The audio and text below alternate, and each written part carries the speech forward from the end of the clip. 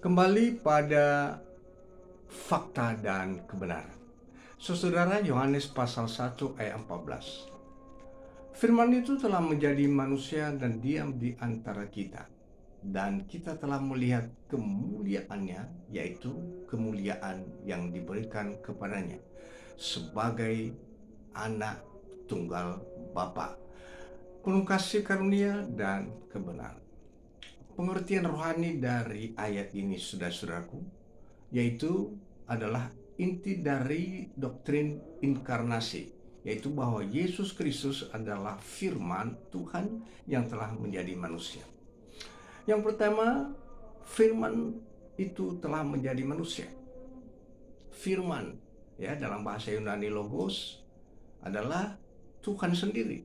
Dilihat di Yohanes 1 ayat 1, dalam Yesus Tuhan tidak lagi hanya berbicara dari surga atau melalui nabi-nabi, tapi datang langsung dalam wujud manusia. Ini menunjukkan kedekatan Tuhan dengan manusia, bukan Elohim yang jauh. Elohim masuk dalam penderitaan dan realitas hidup manusia. Yang kedua, diam di antara kita. Kata diam dalam bahasa aslinya berarti berkemah atau tinggal sementara, mengacu pada kemah suci di Perjanjian Lama, tempat kehadiran Elohim dinyatakan. Ini berarti Yesus adalah kemah suci yang baru, tempat kehadiran Elohim yang sejati. Melalui Yesus kita mengalami hadirat Tuhan secara nyata, bukan sekedar simbolik. Bagian ketiga, saudara, kita telah melihat kemuliaannya. Yesus memperlihatkan kemuliaan Bapa tidak hanya dalam mujizat, tapi juga melalui kasih yang tidak terbatas. Pengorbanannya di kayu salib dan kebangkitannya, kemuliaan ini akan bukan sekedar kilauan luar, tetapi pancaran karakter Elohim yang penuh kasih dan kudus. Yang keempat, sebagai anak tunggal Bapa, Yesus memiliki hubungan unik dan kekal dengan Bapa.